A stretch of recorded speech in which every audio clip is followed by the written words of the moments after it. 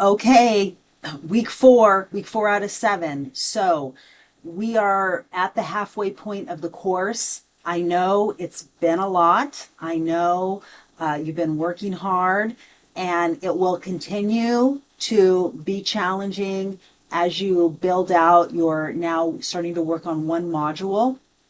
However, remember, the whole idea of this course is that when you finish it, you will have a good portion of your actual online course built, at least the bones of it, the template of it. And so when you actually teach your course, if it's in the fall or the spring, yes, you will have more to build. You will have more changes and additions that you need to make, but it should be fairly simple in that you'll have everything that you need. You'll have all the tools, you'll have the format, and the understanding of what you need to do to put everything in place. So hopefully that's the case, and that's the idea. All right.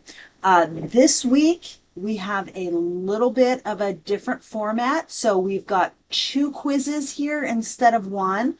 I decided to break them up because we're covering two topics and they're both really important. The first one is about grades and attendance in online courses. If you haven't taught online before, this is really important information. Remember, you will have access to this information going forward, so the course will not disappear from your dashboard. You'll have access to your sandbox and this course, so you can come back here. And I know if you are not teaching an online course this summer, so this information, you may absorb it and may go over your head and go, okay, I'll think about that later. That's fine. However, you need it in order to plan what you're going to do as far as assessments in your course. Because if you get to the end of the semester and then you realize that you have to turn in your grades and attendance and you don't have everything that you need, it's really difficult to go back and reconstruct all of that. So that's the first thing. Okay. The second is a very huge topic that we have been talking about already, but this is really getting into the details. And in 1 week, you are given a lot of information, more information than you really should have. But this course, because we have so much to cover, we're giving it to you all in 1 week, and that is about accessibility. Also, universal design for learning. But accessibility requirements, we do have them by law. We have to make our content accessible. So this is just jumping in. Again, some of this stuff you have already been exposed to, like using the headings in pages when you create pages, using bulleted lists, those kind of things. So using the rich content editor and accessibility checkers. Okay, so that's going to be big. So what we have is some information about accessibility, and then I've got pages here that focus on practice activities. So for example, I'm just going to pop in real quick. And so this is about headings. You all know about headings right now in the rich content editor, but this gives you the information, and then there is some practice. So you can use your sandbox if you want. Feel free to just add extra pages. I'm not going to necessarily look at them or see them. So you can just kind of play around with it. And then when you are finished, then you can look at the answers. Okay. So the answers are here, and I've got exactly what it should look like. Okay. So you can compare. All right, let's go back out. So once you're finished with all of that, and again, practice as much or as little as you would like, so that you can understand. Really, we're giving this information to you now at this point because it is much easier to create your pages and your assignments, the instructions in your assignments, using accessibility principles than it is to go back after you've already created everything and you've hand typed the numbers and you've changed, bold headings without using the actual headings in the RCE. It's much easier to create them from the beginning rather than going back and fixing things. It takes more time to do that. Okay, so quiz on that. And then some information about universal design for learning and equity. I know this is a lot of pages here to go over, but UDL is something that you're going to hear more and more about it in the years to come. This is now law.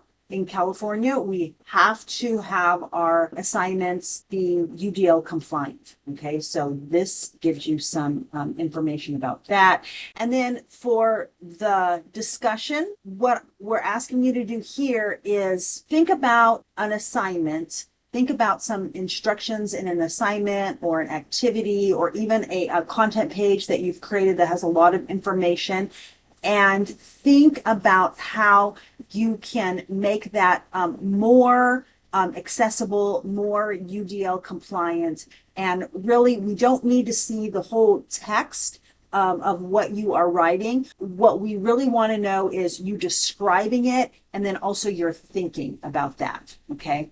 And then for the course design plan assignment for this week, this is a big one. So now you're going to focus on one section, one module of your course. And I say could be a section because you need to have at least 2 formative assessments and 1 summative assessment that is in this module or this section. So if it spans more than 1 module, that's fine. I know there are some of you that have that are doing 1 unit courses, and so you probably only have 1 assessment per week or per module.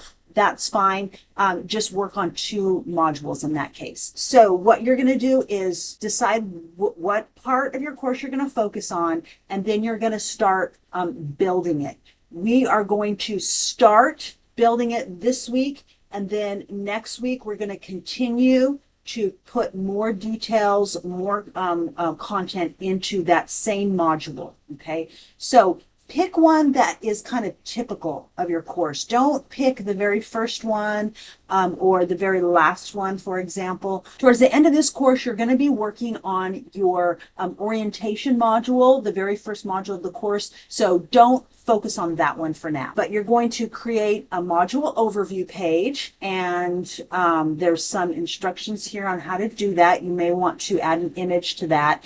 And then you're going to create placeholders for learning content. So you should already have your assessments placeholders for your assessments. Now you're going to do placeholders for the learning content. So that's any readings, videos, PowerPoints, lectures, any information, the information that students need to succeed on the assessments. That's what the learning content is. And then you're going to start working on drafts of your assessments. And these are just drafts. They don't have to be perfect. They don't have to be all the way done.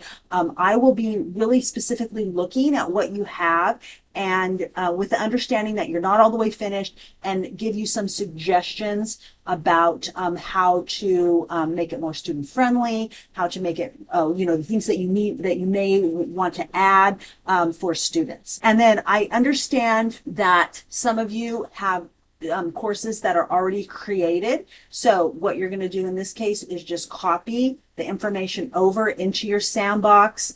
You may just copy it as is. You may want to copy most of it and then put your own tweaks on it. Whatever you do, I'm just going to be looking at your sandbox.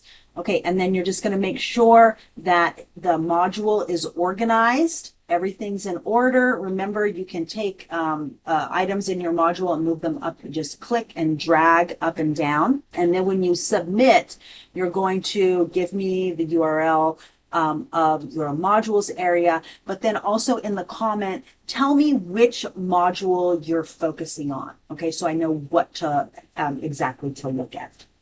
And then for the reflection, we're talking about accessibility and UDL. And I really just want to know what you're doing, what you think you can improve, what you're already doing, what you need to do, your understanding of all of this, questions that you have.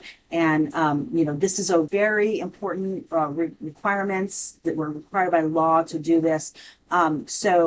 And we're really rushing through it. So I really want to know all the issues that you're having and the struggles that you're having, and I'll be responding to you there. Let me know if you have any issues, any problems, anything comes up. I know you can do it, and I'm here to help you. So I will be seeing you in the discussion and the reflection. All right, bye-bye.